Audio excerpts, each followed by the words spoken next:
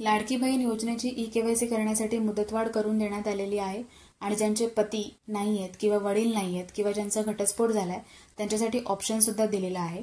तर या ठिकाणी जी शेवटची तारीख दिलेली आहे ती 18 नोव्हेंबर 2025 होती, पण त्यांनी आता परंतु गेल्या काही दिवसात आपल्या राज्यात आलेल्या नैसर्गिक आपत्ती आणि इतर अडचणींमुळे मुख्यमंत्री माझी लाडकी बहीण योजनेतील अनेक पात्र भगिनींना ई-केवायसी प्रक्रिया वेळेत पूर्ण करता आली नाही याची मला पूर्ण कल्पना आहे। या अडचणीची गांभीर्याने नोंद घेत राज्य सरकारने एक अत्यंत महत्त्वपूर्ण निर्णय घेतला आहे।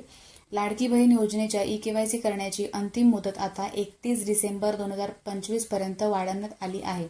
तसेच ज्या पात्र लाभार्थी महिलांचे वडील किंवा पती हयात नाहीत किंवा घटस्फोट झालेला आहे त्या लाभार्थी महिलांनी स्वतःचे ई-केवायसी करावे व त्यांचे पती अथवा वडील यांचे अधिकृत मृत्यू प्रमाणपत्र व घटस्फोट प्रमाणपत्र किंवा मान्य न्यायालयाचे आदेश यांची सत्यप्रत संबंधित जिल्ह्यातील महिला व बालविकास अधिकारी यांच्याकडे जमा करायचे।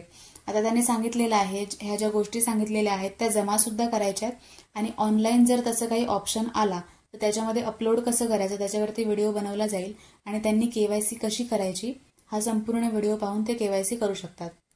त्यांना असं एक इमेजमध्ये सुद्धा सांगितलेलं आहे 31 डिसेंबर 2025 ही आता अंतिम तारीख केलेली आहे केवायसी करण्यासाठी आणि केवायसी कशी करायची त्यांनी ज्या विधवा एकल घटस्फोटित महिला आहेत त्यांनी त्यांचे डॉक्युमेंट्स आहेत ते त्या अधिकाऱ्यांकडे द्यायचे, पण नक्की कोणाकडे द्यायचे याची स्पष्ट माहिती सांगण्यात येईल। पण त्या अगोदर ऑनलाईन ऑप्शन आहे त्या ऑप्शन जो निघेल त्याच्यानंतर तो व्हिडिओ बनवला जाईल, त्या व्हिडिओमध्ये बघून तुम्ही तुमची केवायसी पूर्ण करू शकता। त्यांच्यासाठी व्हिडिओ महत्त्वाचा आहे, त्यांच्यासोबत शेअर करू शकता।